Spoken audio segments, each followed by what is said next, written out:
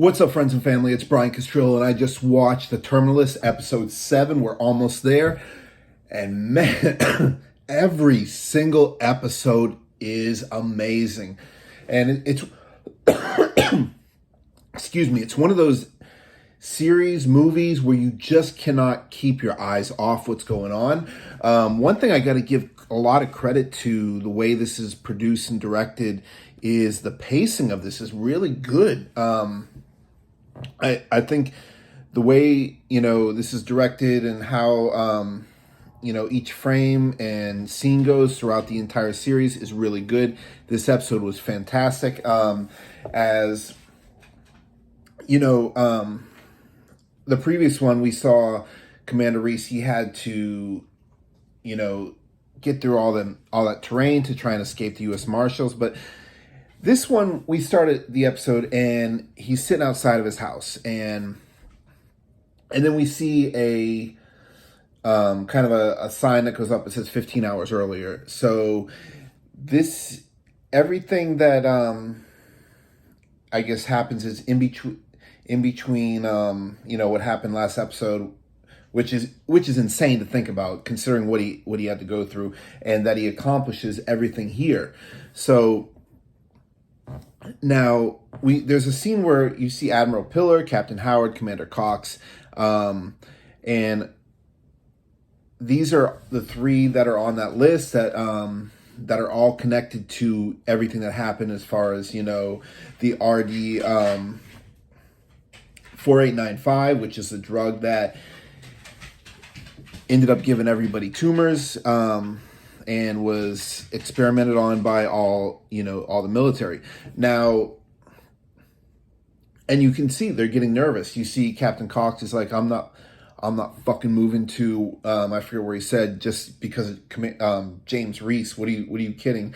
But the Admiral and, the captain seem to be concerned, like, do we have, deniability? And just kind of an interesting conversation. But out in the boats, you see James Reese and his brother Ben, and they're talking about maybe we could just snipe him. And they're saying, that's a coin flip on any given day, because of course, the current and everything. So, but then after that, we see Katie Burnick, of course, played by Constance Wu.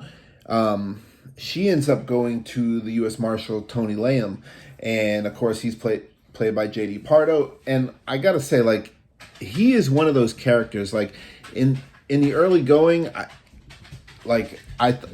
great character, but he's one of those characters that just kind of builds up and builds up and builds up, and you just start liking him and liking him more.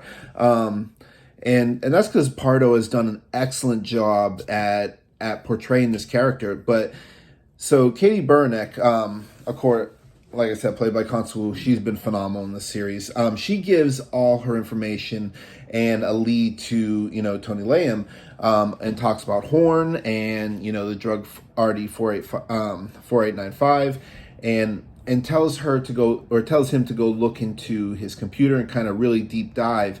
Because she's basically saying, I need to finish my story, and I can help you get Reese. And then after that, we see Secretary. Secretary Hartley. She's basically giving a public speaking sort of a press conference, and where she's basically saying that they're going to have to designate Reese as a terrorist, and you see where she's kind of grilled, saying, well, didn't you know him? Which is kind of interesting. Now, Hartley is a character that I've been going back and forth on a lot. Like in the beginning, I thought maybe she had this connection, but then she seemed to be concerned about Reese, and it's just going back and forth. And again, just a credit, to her playing that role. Triplehorn, I'm forgetting her first name, but just fantastic. Just another fantastic act. I swear, the casting in this has been absolutely perfect. But then after that, we see Secretary. She's grilling how I'm sorry, not Howard, but Admiral Pillar, and she brings in one of the NCIS guys, and it's just kind of very tense standoff. She asks me a few questions, and then she leaves. And then, of course, that NCIS guy introduces himself. Now, after this, we see Captain Howard. He's very nervous. He doesn't want anything to do with it. He's trying to get out. He buys tickets to take off with the keys with his family. He's worried about what's going to happen to his family. And he goes home. His family's like already kind of picking up on it, and he's trying to get out of there. Then all of a sudden, like, the FBI is knocking on his door, and it's like, oh my goodness! But it's Ben, and what we learned is that Ben was sitting outside, and he actually had his son's phone tapped. So this information was going back and forth to him. But before he comes up to the door to because he kind of had this staked out, he brings back this information and warns Reese. And we see Reese, he's kind of creating this vest. At this point, I'm not really sure what he's doing. It looks like he has batteries and different things on it. He's definitely making something. I thought it was going to be some sort of torture device, or I wasn't sure at this moment. And this is kind of an emotional moment. I really like the scene where he goes to his brother and he's like, I'm really sorry for pulling you into this. And he's asking, do you have a contingency plan? Because they're eventually going to come after you. And he basically tells Reese, he's like, you didn't pull me into it. They did when they did what they did. And just kind of confirm him that he's there for him. And it's not about him pulling him. He's because they're family. And he was going to do it anyway. So it doesn't matter. But it was just kind of an really cool scene where he's talking about, where he's going to go. And it just kind of adds to the camaraderie that those two have. Now, after that, we see the Marshal Lamb. He figures out about RD-4895, and he, he's talking to Kate, kind of giving Katie like this information, like, he's figuring this out. But then we see Ben. This is that scene where he's going back to that house and he's pretending to be the FBI, and he takes Captain Howard and his family. Now, then we see Reese with Commander Cox. Now I've seen this, I've seen him play through, but for whatever reason, it wasn't connecting with the flashbacks that I was seeing. But Commander Cox, this was the same guy that was his Navy SEAL trainer back when he first went to Buds, and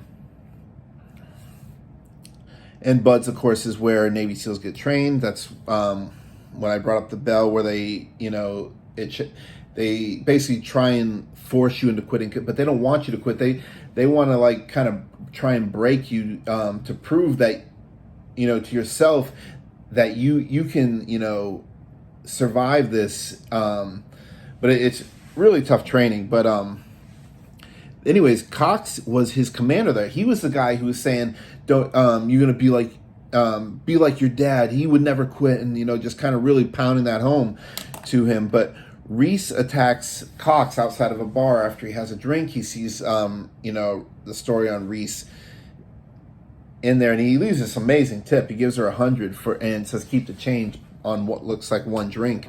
But he goes outside, and here comes Reese out of the shadows, and Commander Cox is not a small dude. Like, he towers over, Reese, but they're fighting, and they're going into hand-to-hand combat, and eventually Reese is I thought Cox was going to get him, because he had him at one moment. It looks like he was going to slam him, like he was the Undertaker giving him the last ride. But Reese eventually comes through. He ends up breaking his arm, and he takes a needle and sticks it into his leg, which sedates him. But then he wakes up in the ocean, and this is where it was starting to come back to me, where that was actually his commander in Buds. and he ties him to the log, and the log, they, as a group, they're carrying these really heavy logs, but keep in mind is, in this scene, his arm is broken. He has him tied to the log around his neck, and he pulls him up, kind of basically waterboarding him, and talking to him, getting information out of him, and eventually he just drops the log on him and just lets him drown. But that was a pretty intense scene, and now, excuse me, now we see Reese still in the ocean, and this is where Ben, he has Howard, he has his family, and he's basically going to Captain Howard, just saying, he at one point even dragged his son, and he said, I'll kill your family, but unless you want to, you can still change this. And he offers him some sort of deal. At this point, I have no idea what this is. And then the scene changes. So, but then we see DCIS comes in to force Marshall Layham off this case, and this is the same guy that we saw earlier with Hartley. And this is where I'm quite like, why is Hartley's guy in here? And I'm thinking, they're telling him to get off this case. Oh, excuse me. And and what we find out is that he says that the experiment on the troops, while it wasn't, maybe ethical, it was not against the law per se, because it was actually the authority was given by the Pentagon. Now, but we couldn't figure out who that, earlier, because there was a name when Layham was looking at the RD 4895 and seeing all the names attached to this one person, and we figure out that that's Hartley. And this, I was like, wow. So Hartley is the one that basically gave the authority to do everything that happened. All up and down throughout this entire series, she was basically what got everything going. Now then Layham goes to, because he's basically neutered here, there's nothing he can do, and he goes to Katie. He's like what's your drive behind the story? Are you trying to just get ahead? Are you trying to do the right thing? And ultimately he tells her that he's no longer in the case anymore, and he can't do anything, and he leaves the file of information that he had with all the information, and basically says, go get your story, and he kind of gives her the green light. Katie goes into what looks like some sort of library, and she calls her boss and emails him, or is talking to him, saying, I got the story, will you publish it? And she goes ahead, click send. It looks like it goes out, but then we see Reese back at his house. Now this is present time, because this is back to that earlier scene. So it brings him back at this house, and from the opening scene. And then we see Katie, she tells Reese that Hartley approved it. So she sends him a text message while he's in the house. Then we see how Captain Howard comes into the Admiral's room, and he's talking, and you could tell the fear is on his face, and I'm like, okay. And I thought, is he gonna just kill him, do the job for him? But this is where that vest comes into play. First, he gives the phone to Admiral so that he can talk to Reese, and of course they're arguing back and forth, and he's telling him, like, if you kill me, you won't know all the information that I know. And he's like, well, let's just say I already know who's next. And then, Howard opens up the vest, and he has a fucking claymore attached to his chest. And that was that vest he was working on. Of course, claymores have all kinds of metal beads that are basically going to go out and just... And ultimately he ends up blowing it, blowing him up, kills both the admiral and the captain. And the marshal sees this bomb over his house, and he goes into Reese's house. Of course, they get into it, and ultimately at the end, he says, Reese tells him after he takes him out and he ties him, leaves him there. He's like, don't quit trying to get on my list. Basically, he's like, I'm not trying to take you out, but if you continue to get in my way, you're going to be on my list. And Liam, he's trying to do the right thing. I mean, obviously Reese, from a marshal or a policeman, you can't let him continue to do this. But then we see Katie. She calls her boss, and the boss she's like, so did you do it? And he's like, I mean, I've been waiting here this whole time, and you still haven't sent it. And I'm thinking, yeah, she did. But then she's looking at her thing, and she realizes that there is something amiss, and she's like, I gotta go. She realized something had control of her computer, and she shuts it down. And then of course here comes Hartley, and she's basically saying, I got your story, but it's not really true. But I'll grant you that interview that you want. So at the end of this, she's saying, you can interview me, and I'll give you the information that you need. So I'm wondering, what is her ploy here? You could see her bodyguards in the back. So it's a very threatening thing. So now we realize that Hartley is really the bad guy, and we got this one more episode left. But dang, the way this this series has gone is just absolutely phenomenal. Like, the attention to detail has been fantastic in this. Easily one of my favorite things I've watched for a while. And again, I hope you guys are watching this with me. I want to hear from you guys. Tell me, what is your favorite thing about this so far? Your favorite scene? What have you been thinking about this? I only got one more episode left, and after I'm done with, I give my last review for the final episode, I will be creating kind of a non-spoiler review video, but I'm gonna do that on my TikTok. I'll probably throw it on my YouTube as well.